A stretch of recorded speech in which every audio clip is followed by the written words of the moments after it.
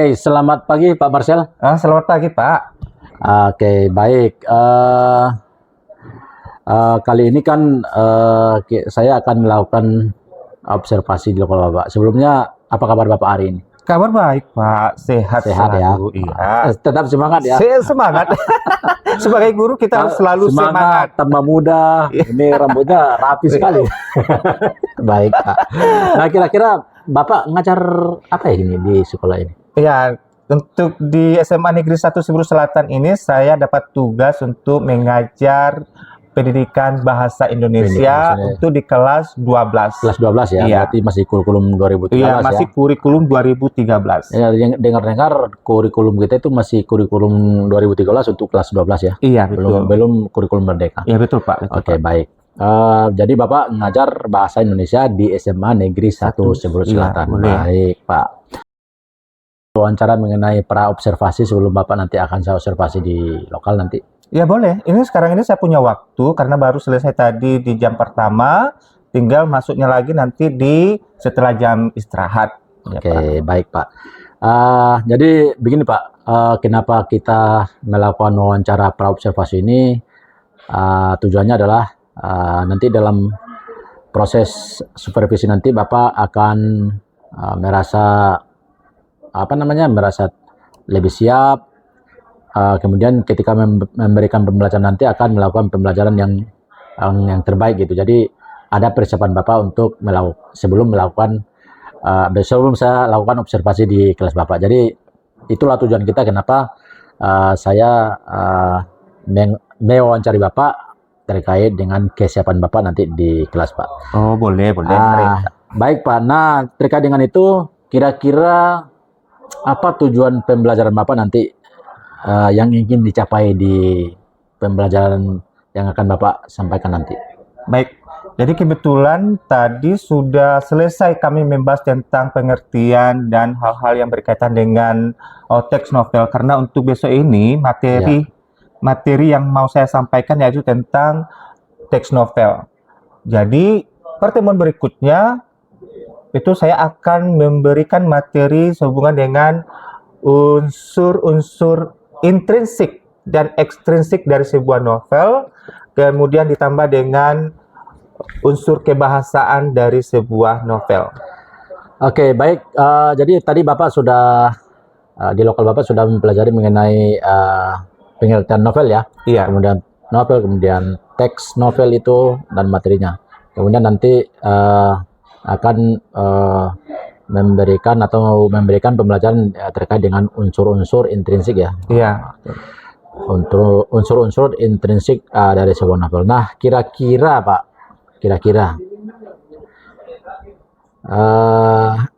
tujuan pembelajaran yang ingin Bapak capai lah gitu ya. Bapak capai di dalam pembelajaran dan unsur-unsur intrinsik dari sebuah novel itu apa kira-kira? Ya, jadi tujuan pembelajarannya besok ini karena materinya mengenai dengan unsur intrinsik dan ekstrinsik, otomatis situ diharapkan kepada peserta didik itu mampu menentukan unsur-unsur intrinsik dari sebuah novel. Seperti mereka bisa tahu apa sih tema dari novel itu, penokohannya, tokohnya, latarnya, alurnya, dan yang lain-lain yang berhubungan dengan unsur intrinsik.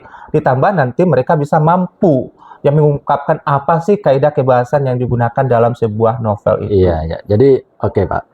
Jadi berarti Bapak nanti di area pengembangan atau tujuan pembelajaran nanti ketika akan mempelajari atau mengajarkan unsur-unsur intrinsik dari sebuah novel, Bapak akan mengarahkan anak-anak supaya mampu untuk menentukan apa itu unsur intrinsik. Iya, betul. Kemudian apa tadi Pak yang lain? Unsur kebahasaan. Unsur kebahasaan dari sebuah novel dan lain sebagainya. Begitu Pak ya? Iya. Nah, jadi nanti Bapak akan mengembangkan itu berarti gitu ya. Nah, baik Pak. Kira-kira Pak dari dari unsur-unsur yang tadi disebutkan itu pengertian dari sebuah unsur intrinsik dari sebuah novel itu, kira-kira Pak model pembelajaran yang akan Bapak gunakan ketika nanti untuk memberikan pengajaran mengenai unsur intrinsik sebuah novel itu apa kira-kira Pak? Ya, Jadi model pembelajarannya lebih kepada problem based learning. Ya, Jadi saya berikan nanti cuplikan teks novelnya, nanti mereka analisis sendiri bagaimana apa yang mereka lihat di sana, kemudian mereka pahami dan mereka nanti akan tentukan apa unsur intrinsik yang ada di dalam novel tersebut. Gitu, Pak. oke, jadi nanti Bapak akan menggunakan apa namanya? Model pembelajaran Iya, problem based learning atau PBL ya. Iya. Oke, baik. Jadi nanti di mana nanti anak-anak akan mencari sendiri Iya. apa yang menjadi unsur intrinsik dari sebuah novel, Iya, betul. apa yang menjadi pengertian dari sebuah intrinsik sebuah novel lah dan Iya. lain sebagainya. Jadi mereka akan menjawab begitu ya, Pak ya. Iya. Oke, baik Pak. Lalu kemudian kira-kira dari itu Pak, dari PBL apa model pembelajaran PBL itu kira-kira media pembelajaran yang akan Bapak gunakan kira-kira ada tidak berupa apakah buku atau sebuah teks atau mungkin nanti sebuah media PowerPoint atau video kira-kira Ya, ada medianya? Jadi untuk Bisa media pembelajaran yang digunakan otomatis akan membawa PowerPoint nanti, Ya. Anda ada fokusnya, nanti saya ada laptopnya, kemudian disertai dengan buku pembelajaran yang di dalamnya ada teks yang mendukung tentang materi yang berhubungan dengan novel. Oke, Itu, baik. Pak. Berarti nanti Bapak akan menggunakan PowerPoint, PowerPoint, ya. iya. PowerPoint. Berarti nanti ada laptop Ada, di sana iya, ya. betul. Ada laptop, ada apa namanya tadi? Infokus. Infokus. Iya. Ya, begitu ya. Bila perlu kalau Bapak mau juga bisa pakai internet Pak kalau ada kesempatan. Iya, boleh. Ya, karena Kita bisa iya searching untuk ya. men-searching novel-novel, iya. Menambah Betul. Boleh. suasana pembelajaran. Baik Pak, kira-kira nih ini kan Bapak kita kan masih observasi nih, observasi ya. Iya. Kira-kira nanti hari atau tanggal dan di lokal berapa nanti Bapak akan melakukan pembelajaran tersebut Pak? Dan di kelas berapa dan jam berapa begitu? Boleh. Jadi kebetulan besok ya hari Rabu tanggal 22 ya. 22 ya. 22 Baik. hari Rabu besok itu nanti di jam pertama dan jam kedua saya ada mengajar di kelas 12 IIS 3. Berarti nanti jam pembelajaran kedua ya? Iya, pertama dan kedua. Pertama dan kedua Ya, di kelas 12 IIS. IIS 3. Berarti nanti saya ke sana Pak ya? Boleh. Oke ya. Jadi nanti Bapak ngajar di kelas IPS nanti di jam pertama dan kedua pada hari Rabu besok begitu Iya. ya. Nanti saya akan datang ke kelas Bapak. Nah, kemudian saya akan melakukan supervisi Pak. Jadi nanti mohon izin ya. Jadi Boleh, Bapak enggak jangan apa-apa, Pak, terkejut. enggak apa-apa. Di mana saya nanti akan mencatat hal-hal yang menurut saya penting dan hal-hal yang terjadi nanti di kelas pembelajaran Bapak begitu Pak ya. Baik Pak, sebelum percakapan kita ini berakhir Pak,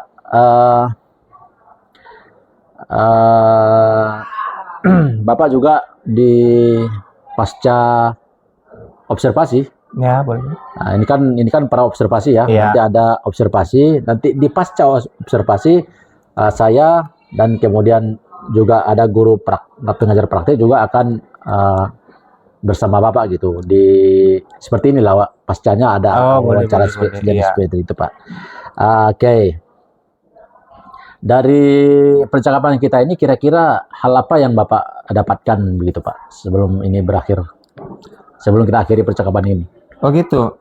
Jadi hal apa? yang bisa saya dapatkan di sini jadi membuat saya untuk selalu siap untuk ikut di dalam proses pembelajaran. Artinya sebelum kita tampil tentu ada hal-hal yang harus kita persiapkan. Iya, betul Pak. Dia. Ya. Jadi hal-hal yang kita persiapkan itu yang sebelumnya bisa jadi mungkin karena sebelumnya itu minim. Nah, otomatis untuk selanjutnya dengan adanya seperti ini, dengan masukan-masukan yang diberikan nanti, itu membuat saya lebih siap. baik lagi, lebih siap ya. Ya, jadi yang Bapak dapatkan itu ketika kita melakukan ini, Bapak tahu kira-kira apa nanti yang harus dilakukan di sana. Jangan asal masuk saja, tapi tidak punya persiapan. Rupanya ada yang harus dipersiapkan begitu. Memang ya. Jadi itu ya. Jadi salah satu keuntungannya adalah kenapa percakapan ini terjadi, berarti Bapak nanti akan lebih siap untuk kedepannya, bukan hanya ini saja, tapi ke depan juga sebelum kita masuk kelas Kita harus Iya. menyiapkan segala sesuatu terkait materi, kemudian juga terkait media pembelajaran yang digunakan, kemudian model pembelajaran yang kita Iya, akan betul. gunakan juga seperti Ah, itu ya. ah, ah. Baik,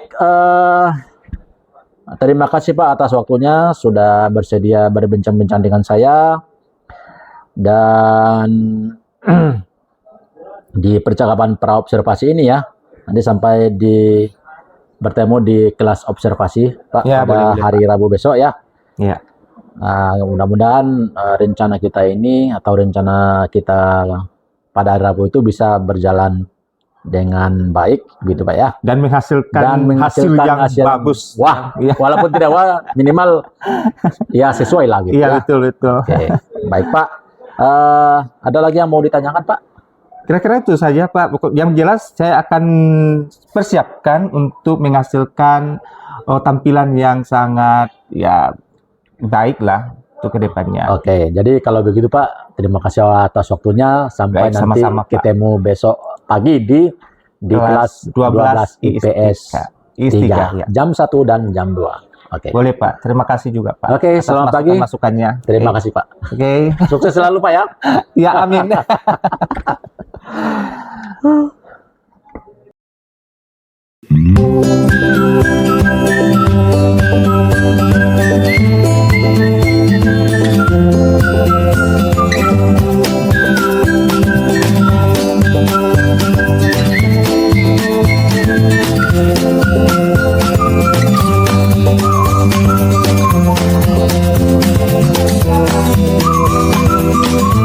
Baik, selamat pagi semuanya anak-anakku.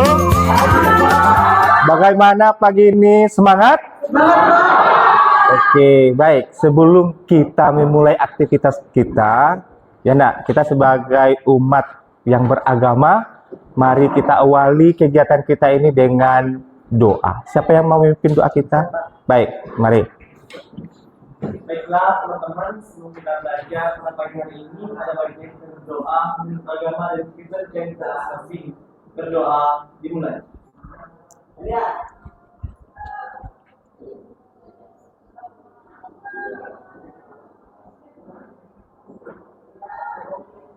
Berdoa selesai. Baik, sekali lagi selamat pagi. Oke, harus kita awali pagi ini dengan semangat. Baik, pada minggu yang lalu, oh ya lupa ini. Sebelum kita masuk ke materi, Bapak cek dulu kehadirannya ya.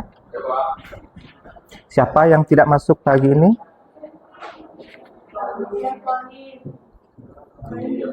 Siapa? Si Firkolin absen. Gigi Andreas, Firkolin absen. Siapa lagi? Silai. Silai memang tidak ada perubahan ya. Siapa lagi? Maristi Saudeno. Absen. Siapa lagi? Gigi Andreas Pak, Ya? Gigi Andreas, Vidi Andreas. Francisca izin Pak. Francisca yang selalu diwanti-wanti sama wali kelasnya ya. Izin. Oke, siapa lagi? Hanya 4 orang yang tidak hadir, 1 izin. Iya Pak. Oke. Selebihnya hadir ya. Baik. Pada minggu kemarin kita belajar tentang apa? Ya? Tentang novel. Ya, enggak, kita sudah berbicara tentang novel, apa itu pengertiannya, apa itu berkaitan dengan novel. Nah, kira-kira siapa yang mau yang kita review dulu Pak materi yang kemarin? Coba. Siapa yang tahu pengertian dari novel?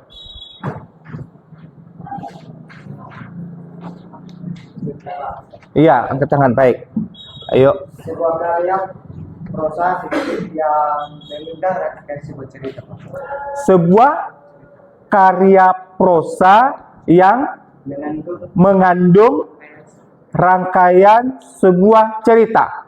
Oke, terima kasih. Tepuk tanganlah dulu untuk Laurianus ya. Apa lagi? Ada lagi tambahannya yang menambahkan? Iya, Ben? Iya, coba.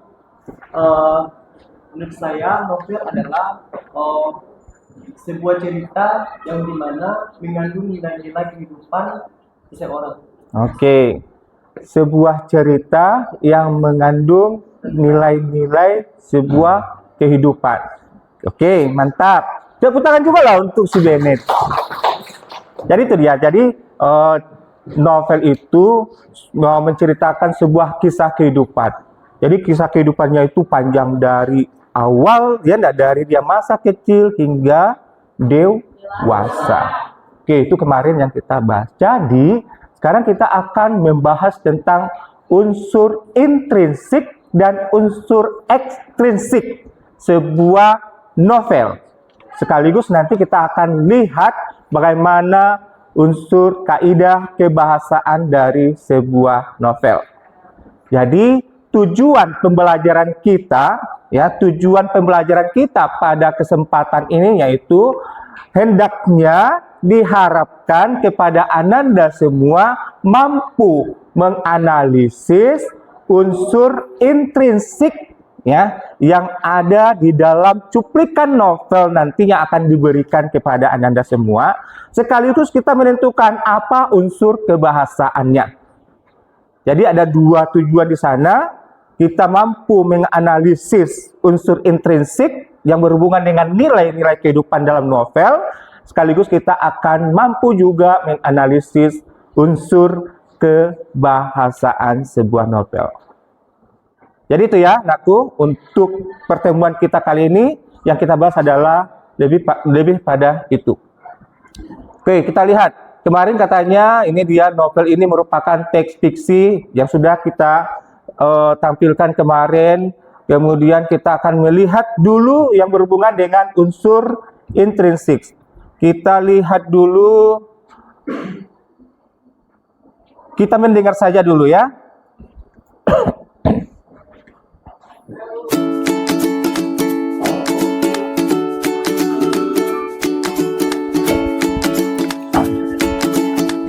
Ada tayangan ini mengenai unsur-unsur intrinsik novel.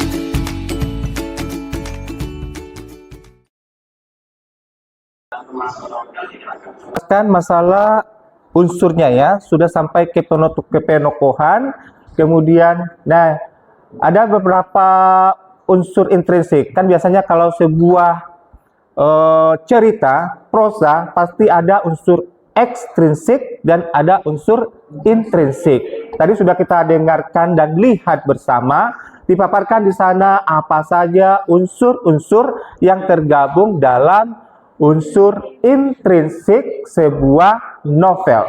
Yang pertama disampaikan di sana adalah tema. Ya enggak? Tema banyak. Ya enggak? Berbagai macam tema yang ada. Dan Ananda yang masih kategori sebagai orang remaja masuk ke tahap dewasa, ya enggak? Yang masih mencari jati dirinya, ya enggak? Nah, biasanya lebih suka membaca novel, menurut Bapak ya, masih suka membaca novel yang identik dengan percintaan. Ya enggak? Setuju enggak? Atau ada yang lain enggak? Misalnya ada novel yang berhubungan dengan kepahlawanan misalnya. Hah? Iya, si Abdul itu yang suka ya mengenai kepahlawanan. Ada lagi yang berhubungan dengan alam misalnya, ya enggak? Ada yang berhubungan dengan budaya, ada yang berhubungan dengan pendidikan. Itu masih kategori dalam tema, ya enggak? Jadi tema itu apa sih, ya enggak? Mengenai apa cerita yang akan kita baca atau yang akan, kalau misalnya kita menulis sebagai penulis, kita maunya menulis novel tentang apa? Itu yang pertama adalah tema. Yang kedua apa? Alur atau plot. Oke, alur itu tadi sudah dijelaskannya, enggak? Ada alur ceritanya. iya, berarti jalan cerita dari peristiwa-peristiwa yang terjadi. Jadi alur itu ada alur Urutan peristiwa. maju, ada alur mundur, dan ada alur maju terus mundur, maju mundur. Ini ada. Nah, disampaikan di sana yang alur mundur itu bagaimana? Coba yang menyimak tadi, yang alur mundur itu yang seperti apa?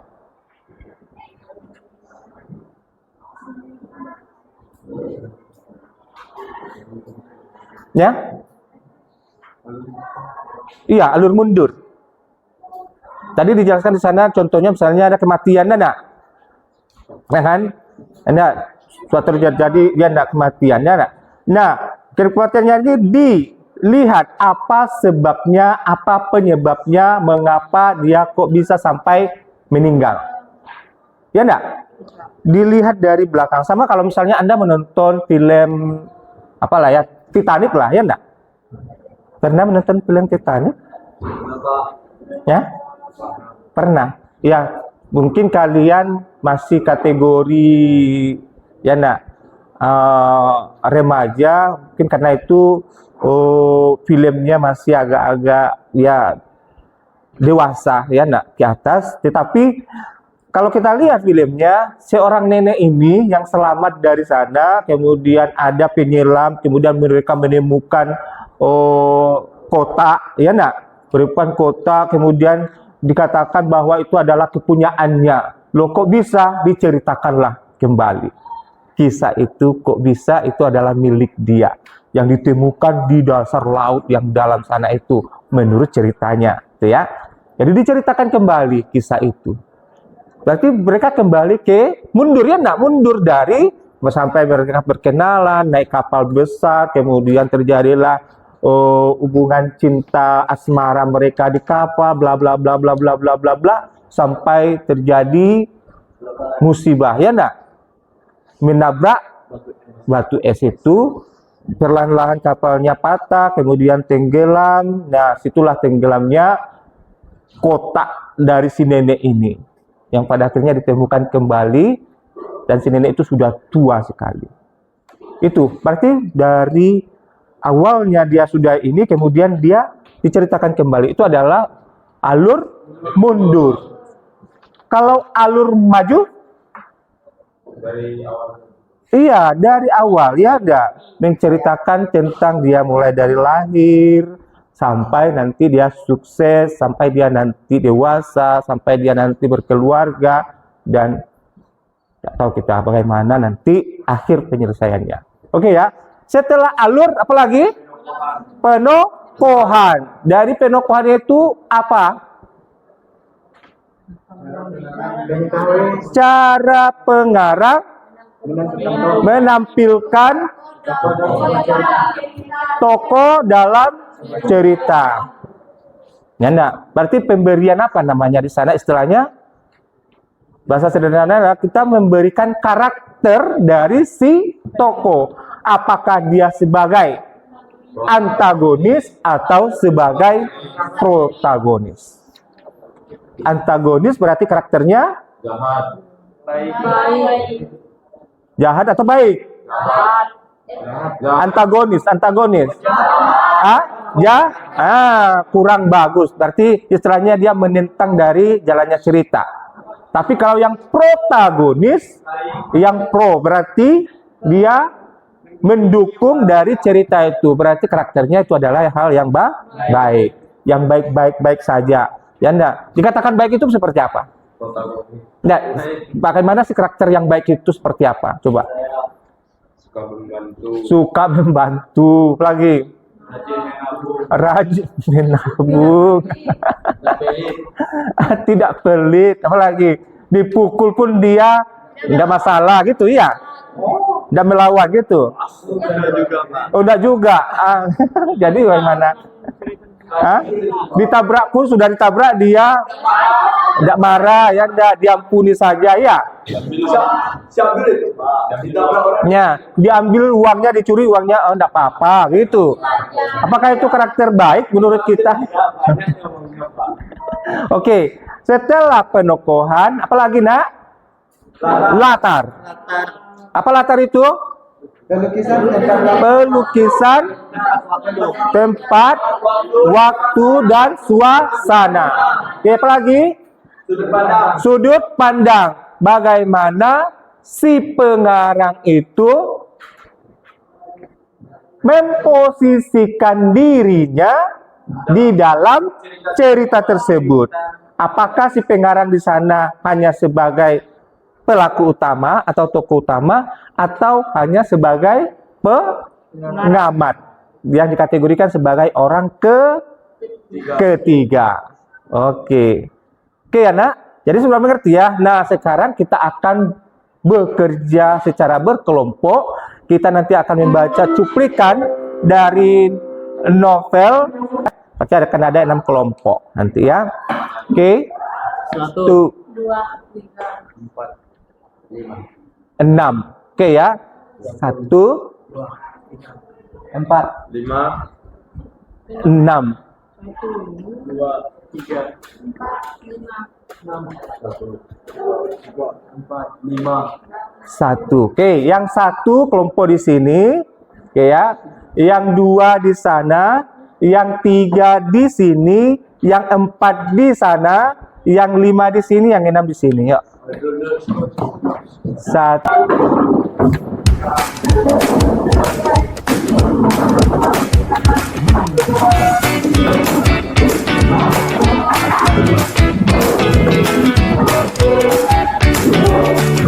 Kita di halaman 120 ya, halaman 120. Oke, di sana kita akan menganalisis isi novel berdasarkan unsur intrinsiknya. Oke, di sana yang akan kamu cari adalah kamu akan menentukan apa tema yang menonjol dalam novel Ronggeng Duku Paruk, kemudian bagaimanakah alur yang tergambar, kemudian di manakah latar tempat, kemudian siapakah, bagaimana, dan apa pesan yang disampaikan dalam novel Ronggeng Duku Paruk tersebut. Kita baca dulu novelnya, baca dalam kelompoknya masing-masing, oke ya. Baca dalam kelompoknya masing-masing, kemudian langsung kamu kerjakan yang halaman 120 itu. Novelnya yang Ronggeng Duku Paruk karya Ahmad Tohari di halaman 121 itu. Oke, mari dikerjakan, mari dibaca, kemudian kerjakan tugasnya. Apakah masih perlu kita ambil buku paket lagi? Ya usah, ini saja ya. Baik. Oke, ya. Iya. Di luar angkasa. Iya. Tapi kalau udara sudah, udara itu hanya kata.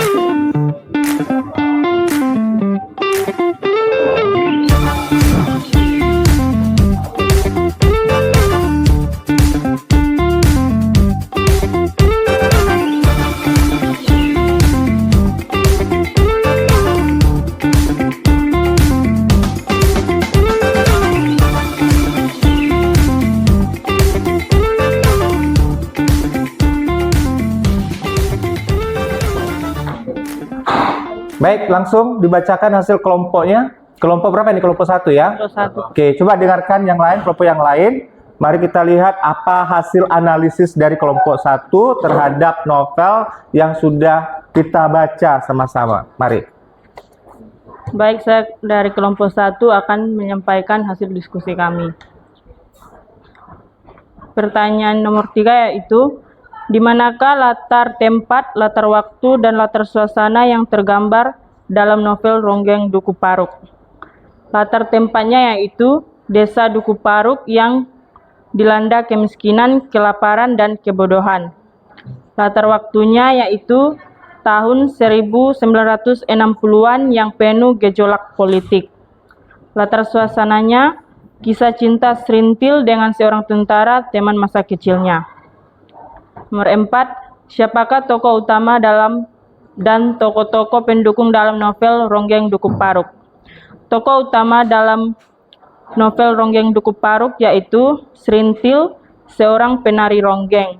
Tokoh-tokoh pendukungnya Rasus, Nenek Rasus, Sakaria, Nyai Sakaria, Sakum, Ki Karteraja, Nyai Karteraja, Tampi, dan Bajus.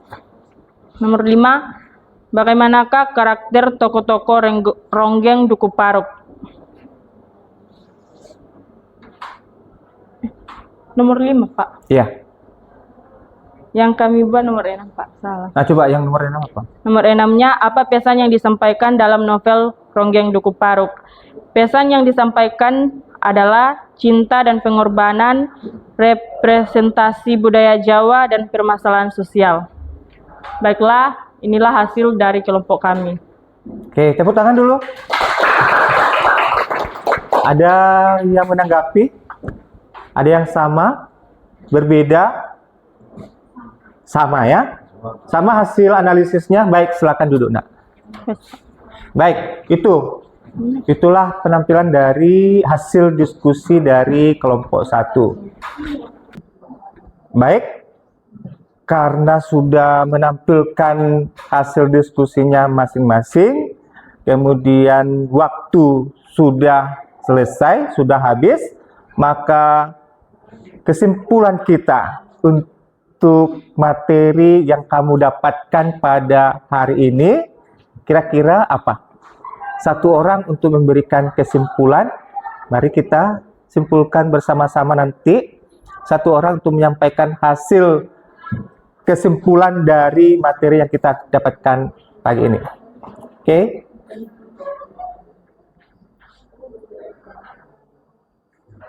Atau Bapak bertanya, apa yang kamu dapatkan dari materi awal hingga akhir ini? Ayo Ben ya. Oke, baik. Yang saya dapatkan dari materi yang kita pelajari saat ini adalah saya sendiri khususnya dapat mengetahui yang dimana unsur-unsur apa yang terdapat dalam novel itu, seperti ada intrinsik dan novel intrinsik. Contohnya seperti ada tema, alur atau plot, perjalanan alur, serta latar setting, tokoh dan penokohan, dan watak. Oke, terima kasih. Unsur novel yang saya pelajari saat ini. Terima kasih. Oke, jadi betul ya, kesimpulannya yang dibahas masa hari ini yaitu mengenai unsur intrinsik dari sebuah novel. Tepuk tangan untuk si Benediktus.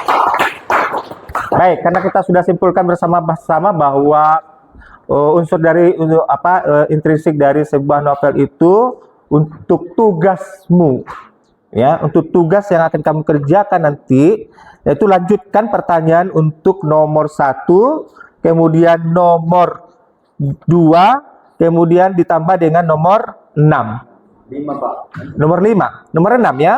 Nomor 1, nomor 3, dan nomor 6. Nomor 3, 4, 5 sudah selesai. Kita harapkan sudah selesai semuanya, berarti tinggal melanjutkan yang nomor 1.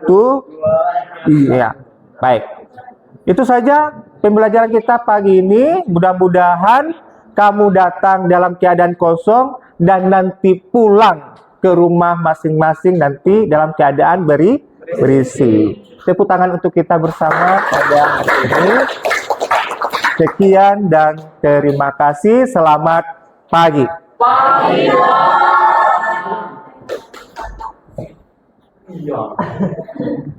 Baik, selamat pagi. Berjumpa kembali di percakapan pasca observasi bersama saya Martinus, dan saya adalah sebagai calon guru penggerak Angkatan 11 Kabupaten Kepulauan Mentawai, dan kali ini saya ditemani oleh Bapak Marcelo Saure. Ya. Silakan Pak. Baik, nama saya Marcelus Saurey, merupakan guru SMA Negeri 1 Siberut Selatan, khususnya untuk mata pelajaran Bahasa Indonesia. Dan juga ada Bapak. Baik, perkenalkan nama saya Herson Elfriandi Sibagariang SPD. Saya pengajar praktik pendidikan guru penggerak angkatan ke-11 Kabupaten Kepulauan Mentawai. Baik. Baik Bapak-bapak, selamat pagi Pak Marcel, selamat pagi Pak Erson. Ya, selamat pagi Pak. Oke, bagaimana kabarnya Pak Marcel? Luar biasa, semangat, Semangat, baik. ya. Oke, baik Pak. Di percakapan kali ini kita kan sudah melakukan observasi kemarin ya. Iya Pak. Lalu kita sudah menjalani proses beberapa waktu yang lalu. Nah, di dalam proses observasi akademik kemarin yang kita lakukan di kelas, bagaimana sih perasaan Bapak gitu ketika menyampaikan materi di observasi kelas bersama dengan siswa? Apa perasaan Bapak pada saat itu? Oh, baik. Untuk masalah perasaan dalam menyampaikan materi, kemarin memang rasa ketidakpuasan itu selalu ada. Kita maunya menampilkan sesuatu yang perfect, yang mantap, tetapi rupanya yang rencana kita itu kadang-kadang tidak sesuai dengan apa yang kita laksanakan di lapangan. Ya. Jadi artinya ada rasa grogi, ada. Iya. Nah, baik Pak. Kemudian apakah selama adanya observasi kemarin itu bisa Bapak Anda ceritakan terkait langkah-langkah atau tahapan-tahapan yang sudah Bapak lakukan di dalam kelas tersebut? Baik. Untuk langkah-langkah kemarin itu waktu kita melakukan observasi, tentu yang pertama mengucapkan salam kepada peserta didik. Iya. Kemudian kita awali dulu dengan doa, kemudian melakukan persepsi dengan siswa, kemudian memberikan kata motivasi kepada peserta didik, apa-apa saja yang harus dilakukan nanti di saat pembelajaran itu. Oke, termasuk itu, dijelaskan kalau saya tidak salah kemarin ada menjelaskan intrinsik ya. Iya, menjelaskan Tujuannya, intrinsik, kemudian menjelaskan apa sih tujuan kita belajar untuk intrinsik. intrinsik. Oh gitu ya, baik. Kemudian ya, menurut Bapak area pengembangan atau area pengembangan pengetahuan terhadap peserta didik itu atau keterampilannya ya, apakah sudah disampaikan dengan baik atau bagaimana Pak? Belum. Belum. Iya, belum. Karena masih kategori memberikan materi mengenai kognitif saja. Kognitif Ya, saja, masih gitu. memberikan materi karena berhubung dengan waktu yang tidak waktunya yang ada tidak cukup untuk menyampaikan atau memberikan praktek nanti kepada peserta didik kita. Oh baik, jadi masih agak masih belum maksimal lah gitu. Iya, walaupun memang mereka sudah diberikan sudah dimasukkan ke dalam kelompok untuk iya. Tapi belum maksimal. Iya, belum maksimal. Menurut Bapak, kalau menurut saya kayaknya udah bagus Pak. Oh iya. Lalu kemudian Pak, kemudian di dalam penyampaian materi kemarin ada enggak Bapak mengalami hambatan-hambatan gitu, mungkin ketika menyampaikan, mungkin kasih contoh atau kasih media, ada enggak ketika Bapak melakukan itu? Ada enggak merasa bahwa ini belum saya sampaikan gitu, atau ini hambatan yang saya rasakan ketika menyampaikan materi ini? Ada enggak Pak kira-kira? Oh tidak. Rasanya kalau untuk hambatan itu materi yang disampaikan sudah dikasih karena sudah didukung dengan buku, kemudian sudah ditampilkan juga slide untuk mendukung penyampaian materi itu. Rasanya untuk menyampaikan materi rasanya sudah cuman nanti daya tangkap siswa lagi yang membuat mungkin Ya nggak kurang ya bicara ya. kurang. Berarti kemarin kita ada pembagian kelompok ya. Jadi Iya. kelompok siswanya dikelompokkan, lalu mereka dikasih tugas ya untuk membuat tugasnya masing-masing berdasarkan kelompoknya, lalu kemudian menyampaikan. Kalau saya lihat kemarin mereka tampil lah menampilkan hasil diskusinya. Oke, baik. Selanjutnya Pak, kira-kira untuk rencana ini kan tadi Bapak rasanya belum puas gitu ya, belum puas ketika memberikan pengajaran kepada siswa kemarin. Tadi saya tanya Bapak agak masih belum puas. Iya. Nah kira-kira Pak, rencana Bapak ke depan apa untuk bisa membuat itu lebih baik? Ya, yang pertama membuat mereka lebih aktif lagi dalam kelompok. Kan kemarin itu dalam kelompok-kelompok mereka belum aktif semuanya. Hanya ada satu orang yang menulis, kemudian yang lain hanya melihat handphone atau segala macam. Itu mungkin lebih dimaksimalkan lagi dalam kerja kelompok mereka. Ya, baik. Oke Pak, jadi mungkin kedepannya dalam proses pembelajaran itu lebih dimaksimalkan lagi. Artinya mungkin ada siswa yang kurang aktif, mungkin diajak lagi supaya dia kembali aktif gitu ya, supaya jangan banyak termenung ya. Ya, betul. Teman-temannya sibuk bekerja, dia ada juga asik yang dengan dunianya sendiri, jadi tidak efektif. Jadi kedepannya mungkin Bapak akan melakukan langkah-langkah yang menurut Bapak mengatasi masalah itu gitu ya. Iya. Baik Pak, terima kasih Pak. Kemudian terima kasih banyak atas percakapan kali ini Pak, yang sudah Bapak bersedia meluangkan waktunya untuk diwawancarai di pasca observasi ini. Kemudian mudah-mudahan ke depannya hasil pembelajaran kita akan lebih baik lagi di kemudian hari. Amin. Oke, terima kasih Pak Marcel. Terima kasih Pak. Oke, Sukses mungkin- selalu. Baik, mungkin ada dari Bapak.